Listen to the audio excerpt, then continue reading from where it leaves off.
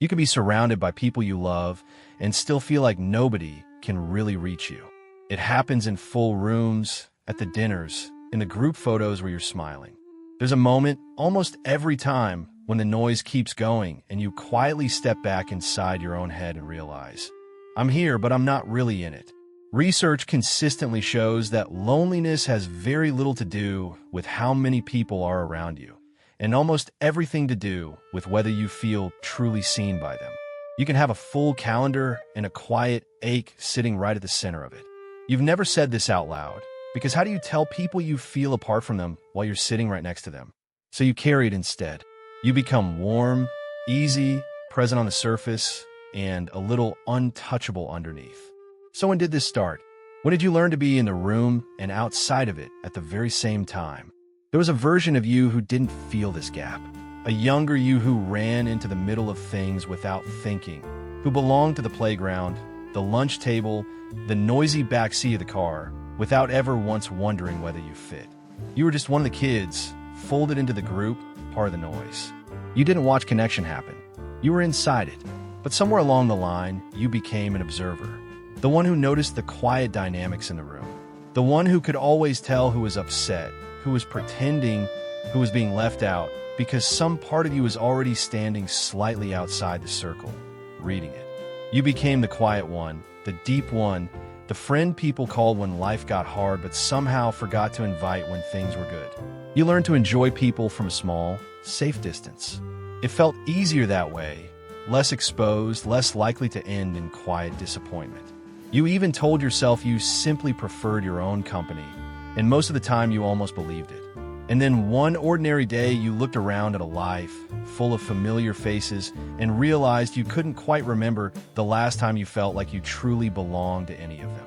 This feeling actually has roots in how the brain is built.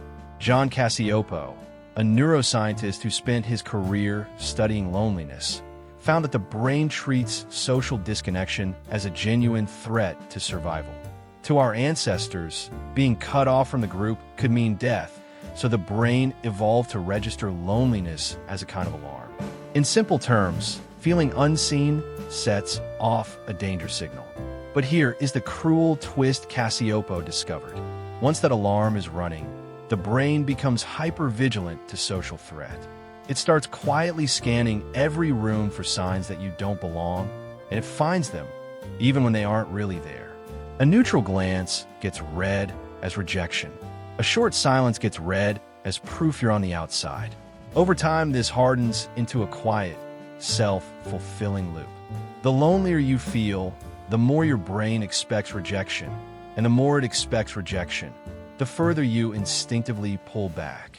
So the very state that makes you crave connection the most also quietly convinces you that connection isn't safe. Your brain, genuinely trying to protect you, ends up making the gap feel far wider than it actually is. It isn't that you can't connect with people. It's that a part of you is already bracing for the disconnection long before it ever arrives. To find where it began, you have to go back further than you'd think. The psychologist Mark Leary described what he called the sociometer, an internal gauge that constantly measures how accepted we feel by the people around us. In simple terms, it's an inner meter reading whether you belong. And that meter gets calibrated early, in childhood, long before you ever had words for any of it. Maybe you were the child who felt slightly different from everyone else in the room.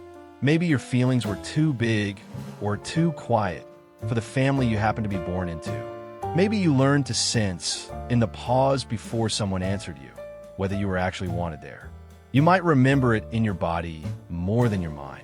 The specific feeling of standing at the edge of a group of kids, deciding whether it was safe to step in. The particular hum of a house where you somehow felt like a guest. You adapted by watching instead of joining, because watching was safer than reaching out and finding no one reaching back.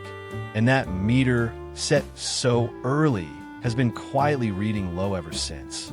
But here's what they don't tell you about this kind of loneliness. It hides in plain sight, because from the outside, you're not alone at all. There's a real difference between being included and being known. Being included means you're in the room, on the list, part of the plans. Being known means someone sees the version of you that you don't perform for anyone. You can have all the inclusion in the world and still quietly starve for the second thing.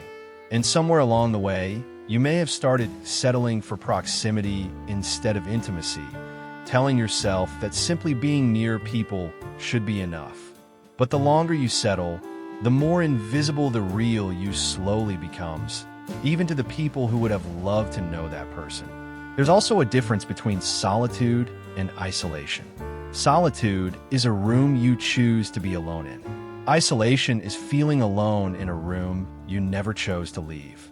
The hidden cost of always observing is that people only ever meet the watcher and almost never the one being watched. So ask yourself honestly, right now, when was the last time you let someone see the part of you that you usually keep just out of you? Now, turn that very same trait over and look at it from the other side.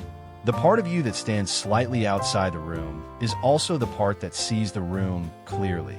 You notice the person being left out because you know that feeling from the inside. You sense when someone's smile doesn't quite reach their eyes. You read the undercurrent in a conversation that everyone else in the room completely misses. That isn't a defect.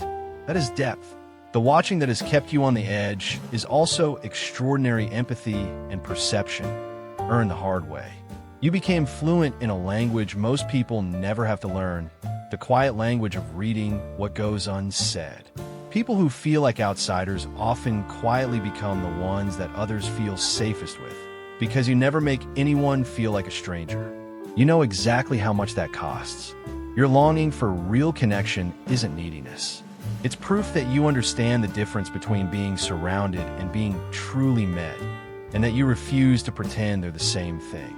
You're not broken, you're not too sensitive, and you're not unlovable. You're someone who feels the gap precisely because you were built for something far deeper than small talk. So if you recognize yourself somewhere in these words, let this be the permission you've quietly been waiting for. The distance you feel is not evidence that something is wrong with you. It is evidence of how deeply you long to be truly seen. Research on long-term well-being consistently points to close, genuine connection as one of the strongest foundations of a good life. Not the number of people around you, but the depth of being known by even a few. You don't need a bigger room. You need one person who gets to meet the real you. So start small. The next time you feel that familiar glass slide up between you and everyone else, don't step further back. Let one true sentence out. Say the thing you would normally keep just beneath the surface.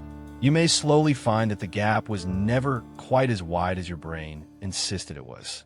You were never meant to watch your whole life from the edge of the room. You're allowed to walk all the way in. Protect your peace.